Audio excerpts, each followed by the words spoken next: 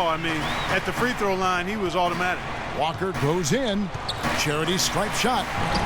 Atlanta with the rebound. Millsap's got 6 rebounds in the game. Korver passes to Carroll. Here's Millsap. Here's Horford. Somehow ignores the tight D and gets the layup. Horford's got 6. That makes it 10 of their last 12 points coming from inside the painted area. Yep, that's something that the defense has to put a stop to. Maybe a defensive adjustment is necessary here. Outside Teague. Pass to Carroll. Picked by Horford. Carroll kicks to Horford. And he drops in the layup off the glass. He's got 8. And he just used his height that time down low. That's going to be pretty hard to defend against. A look here at last year in the NBA, where the Hornets ranked. First in fewest turnovers a game. 4th in opponent points per game. And they were top 10 in opponent field goal percentage.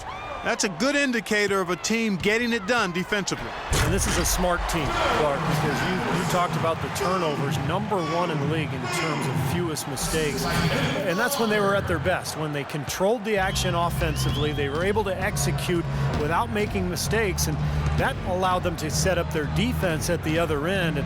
And this was a really well-disciplined club. And Doris Burke has something for us. Hey, Doris. Kevin, thank you. As you know, Jeff Teague is starting to enter the upper ranks among point guards in the NBA, and he credits Coach Budenholzer for a lot of his growth. Teague said he always tells me, be aggressive. That is the only way I want you to play. When your coach is telling you that, there is no way you can't be successful. Kevin? Well, he seems to be pushing the right buttons, Doris. Thanks. Al Jefferson is really a unique scorer inside. He doesn't shoot a lot of free throws. He doesn't tally that many assists. What he does do is make shots inside while taking great care of the basketball. Now here's Millsap. He's coming off a 13-point game against San Antonio. Put in a lot of good work on the boards. That helped him, too. And Jefferson with the excellent pump fake. Unusual, Steve, in that it really looks nothing like his shot. He just lifts the ball, and defenders always seem to bite on it. Yeah, you know, it's that deception. And sometimes it looks, you know, almost comical, and yet defenders go for it. So it's obviously an effective move. And I think it's also his mentality. He's trying to trick defenders and elude them instead of, you know, trying to draw contact. Obvious foul. Yeah, he took a hit right there and earned those free throws. The Hornets shooting their 6th and 7th free throw attempts tonight. Well, the Bobcats then, now Hornets, might have been a little bit late to the analytics movement, but that's going on in the NBA all over the place, and they're full-time on it now. Yeah, they're all over it. Last season, they had a half dozen of their staff devoted to analytics. Henderson, no one around him. And once again, off the mark by Charlotte. Not able to find it here in the second. He's off stride and off track just a bit after that one he had early. And a fast break now for the Hornets. Here's Walker. And a foul called on the shot. Got him on the way up that time, so he'll shoot 2 right here. And for the Hornets, that's huge, having a bit of a numerical guide as to who to target in free agency, because they aren't usually a big player in that respect. Good on the second free throw. And we know the Hornets definitely aren't as big a player in most free agent markets. That's pretty clear, small market team. They're usually at the bottom of the league in payroll. But they are making the most of what they spend now with their analysis, so trying to level the playing field a little bit. Here's Chalmers. Bank shot, no good. He's one guy the defense is not afraid to leave open from that range, and for obvious reasons. Pass to Carroll. Nice ball movement here by Atlanta. And that one's good. Millsap. What a big-time mismatch it's been in the post. Where's the defensive adjustment? They're getting housed down there.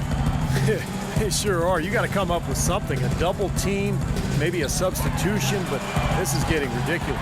Count it, and the Atlanta lead has been cut down now to just 11 on the bucket from Kemba Walker. You might not think of him as a laser three-point shooter, but that shot was there for him, and he had to take it. Teague dishes to Korver. Horford kicks to Millsap. Jefferson with some nice D. Had a pretty good look at the basket, but defensively they did a nice job rotating, forcing the miss. Good. Well, you know, he has shot the ball well, but it has not been contagious. And his teammates, they haven't had the same groove, and that's why we're looking at this result so far. Here's Teague, following the basket by Gerald Henderson. Boy, he really bungled that finish. Outside Jefferson. And it's Walker penetrating, shoots from 12. Again, the miss by Walker. Well, they're now +5 in the rebound category, really controlling the glass.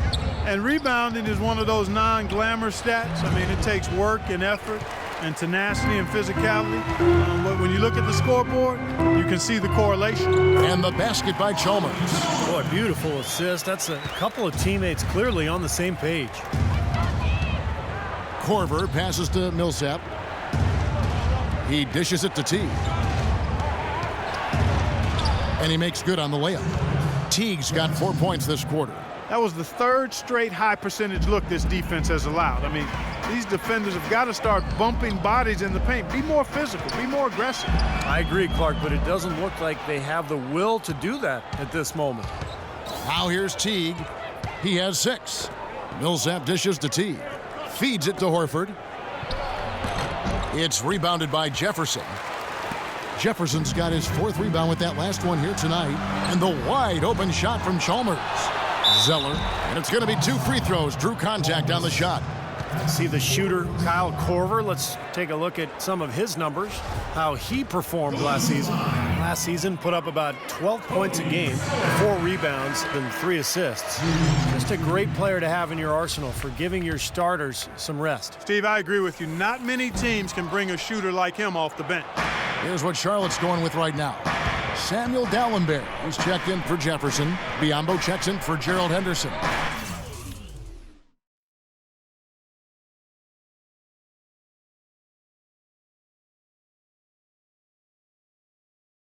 Lance Stevenson subbed in for Kemba Walker. Scott with a screen on Stevenson. Here's Bazemore. Just 5 shoot. He feeds it to Brand. Out of bounds. Charlotte takes possession.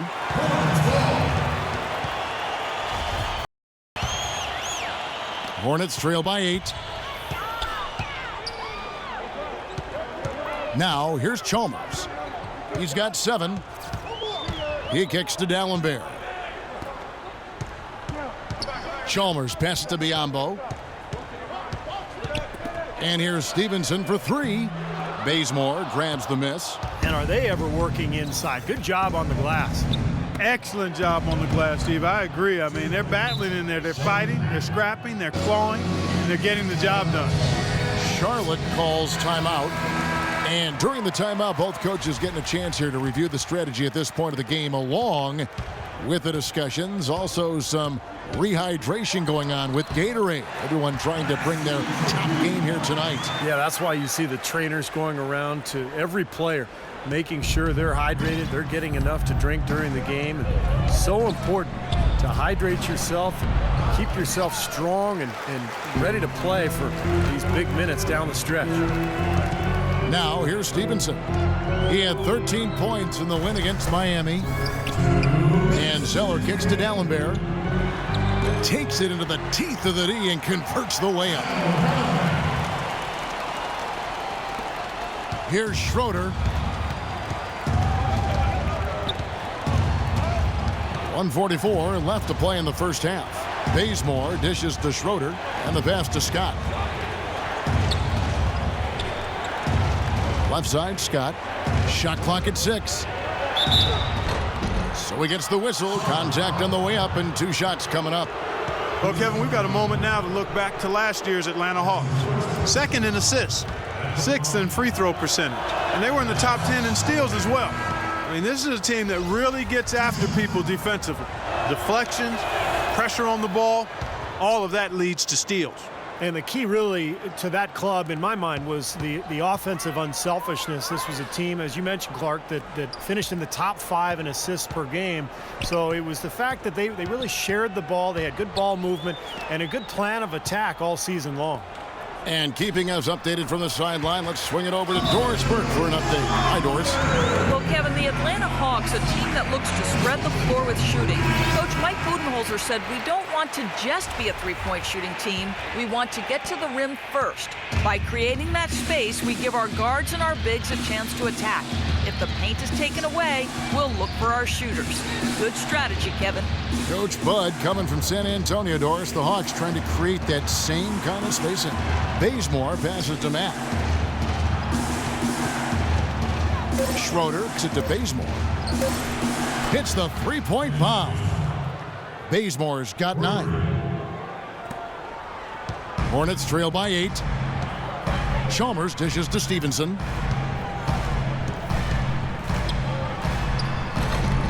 Atlanta with the rebound. Scott's got his 3rd rebound tonight. Well, he hasn't had much success shooting the ball, but it's not too late for him to get it turned around and start contributing. Here's Schroeder, defended by Chalmers. And the whistle blows on the backcourt violation. He went over and back.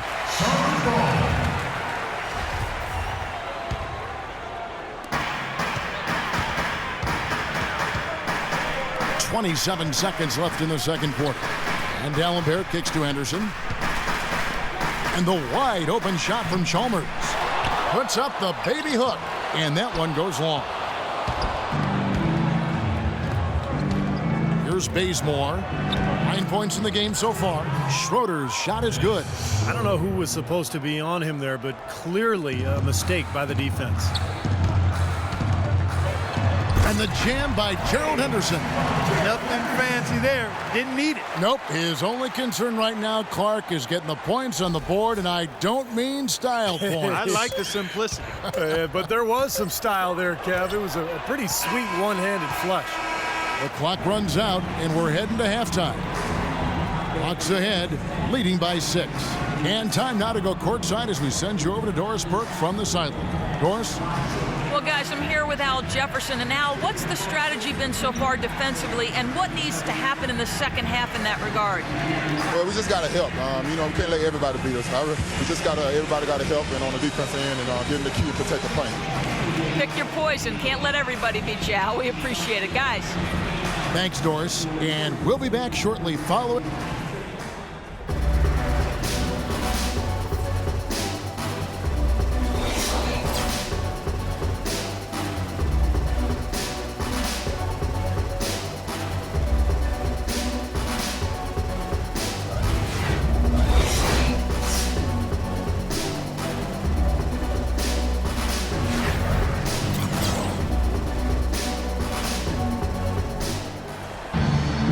The third quarter now beginning. Both sides looking to pull away in the last half of the game.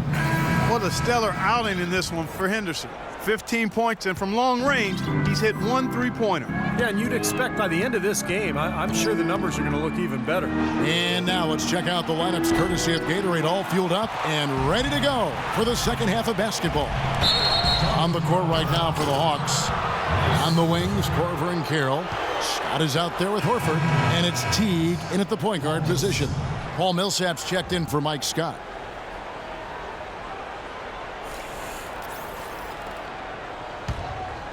Here's Teague. Last year, a handful of teams jockeying for that final playoff spot in the East, and the Hawks were right there in the middle of it and ended up snagging the 8th seed, and they scared the Pacers in round 1. Now here's Teague.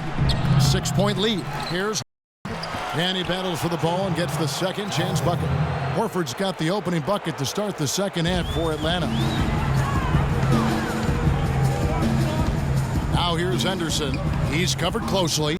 And although the Hawks would end up being the only sub-500 team to make the playoffs, they put on quite a show when they got there. Zeller with the double team. Here's Corver for 3. The Hornets pull it in.